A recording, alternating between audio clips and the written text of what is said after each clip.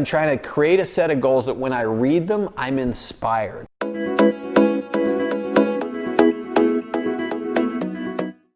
I have someday goals. I like to write a 5-year and a 10-year vision. I do like to have big, hairy, audacious someday goals.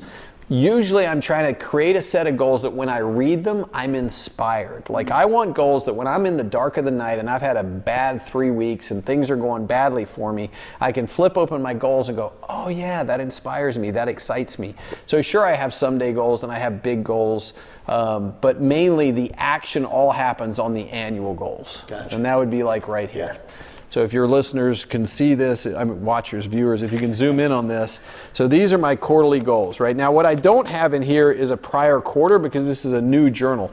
But what you can see is I'm about to change this out and you can see these Roman numerals up here. Each month, so working out, my goal is to work out 240 times a year.